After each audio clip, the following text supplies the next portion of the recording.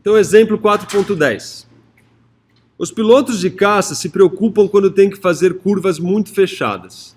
Como o corpo do piloto fica submetido à aceleração centrípeta, com a cabeça mais próxima do centro de curvatura, a pressão sanguínea no cérebro diminui, o que pode levar à perda das funções cerebrais. Os sinais de perigo são vários. Quando a aceleração centrípeta é de 2G ou 3G, o piloto se sente pesado. Por volta de 4G, a visão do piloto passa para preto e branco e se reduz à visão de túnel.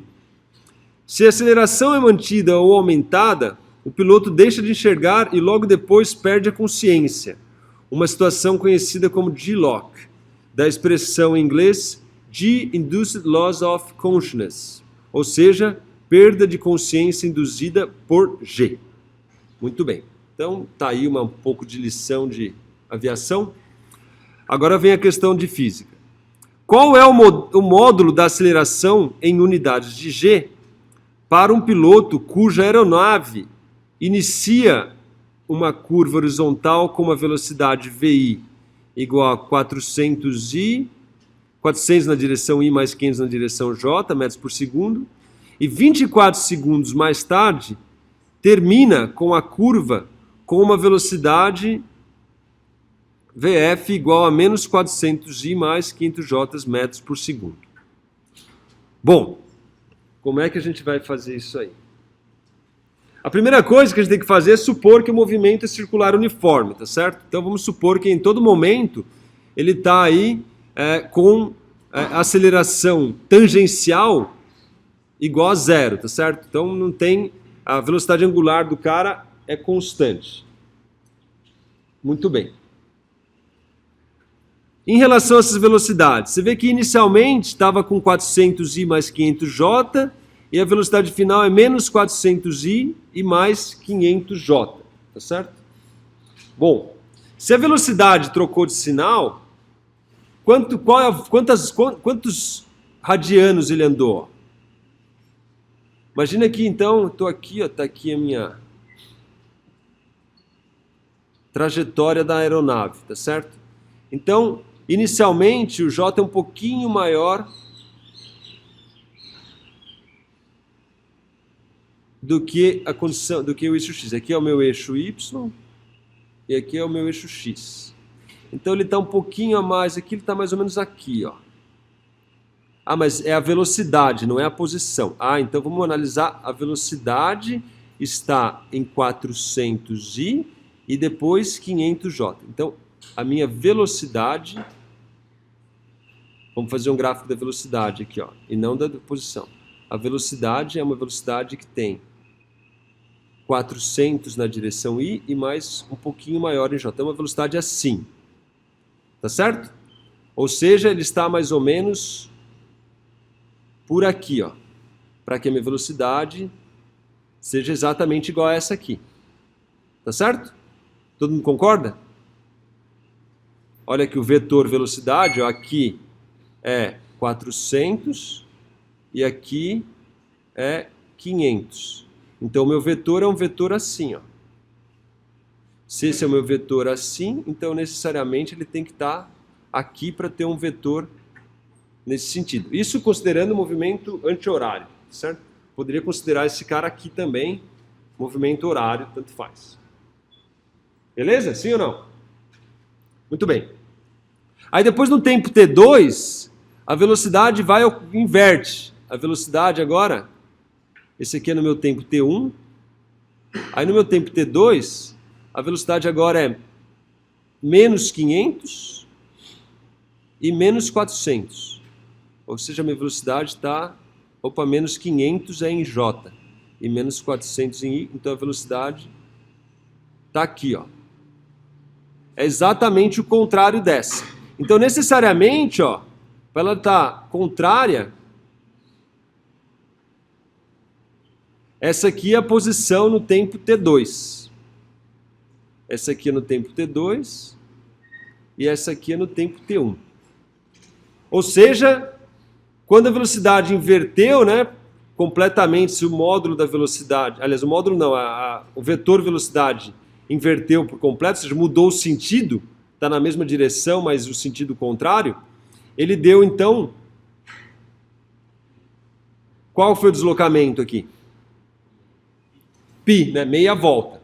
Meia volta. Só que ele fala, ó, que ele deu isso em 24 segundos. Ou seja, ele andou meia volta em 24 segundos. Tá certo? Ou seja, qual o período do movimento do piloto? 48, né? Porque é para dar um tempo, a volta inteira, ele levou 48 segundos. Muito bem. Com o período, agora a gente consegue calcular o quê? A velocidade é dada, tá certo? E é uma velocidade cujo módulo é constante. Quanto vale o módulo da velocidade? O módulo da velocidade é igual a Vx ao quadrado mais Vy ao quadrado raiz. Tá certo? Então isso vai me dar 400 ao quadrado mais 500 ao quadrado raiz, que se você fizer as contas aí, vai dar uma velocidade de por volta de 640,31 metros por segundo. Muito bem. Mas por que eu calculei esse período aqui? Porque minha ideia é calcular a aceleração, que é v ao quadrado sobre r. Mas eu não tenho r, tá certo? Mas eu consigo calcular o raio através desse período, dado que eu tenha a velocidade, tá certo? Se você se lembrar, né, o meu ds dt, ó, que era igual o meu raio vezes dθ dt, ou seja, quando isso aqui for 2π, o módulo da velocidade é igual ao raio vezes 2π sobre o período, o que implica então que o meu raio é igual ao módulo da velocidade vezes o período dividido por 2π. Ou seja, agora eu tenho raio, porque eu tenho o módulo da velocidade, calculei o período aqui, dado que ele deu a velocidade em 2 instantes de tempo, que foi possível então calcular esse período. Tem a velocidade, tem o período, 2π eu sei calcular.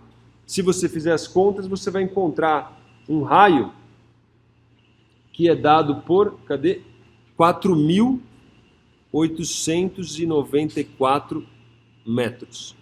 Ou seja, o raio dessa curva aqui é quase da ordem de 5 quilômetros, tá certo? 4.894 metros.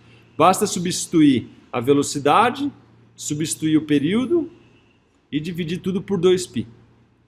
Com esse raio, então, da minha volta, eu tenho agora a velocidade, tenho o raio, sou capaz de calcular a aceleração. Então, a minha aceleração em módulo é igual à velocidade ao quadrado, 640,31 metros por segundo ao quadrado, dividido pelo raio, que é 4.894 metros.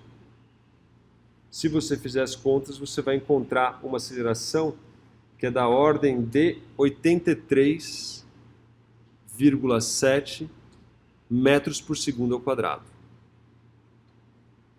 Mas ele quer em g, tá certo? Para a gente poder comparar aqui com essas acelerações. Então eu sei que 1g está para 9,8 metros por segundo ao quadrado, assim como xg está para 83,7 metros por segundo ao quadrado. Basta dividir 83 por 9,8. Se você fizer essas contas, você vai encontrar que essa aceleração do cara é aproximadamente 8,6 g.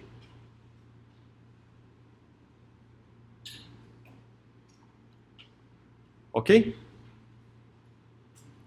Nesse caso, então, o cara já perdeu a consciência tranquilo.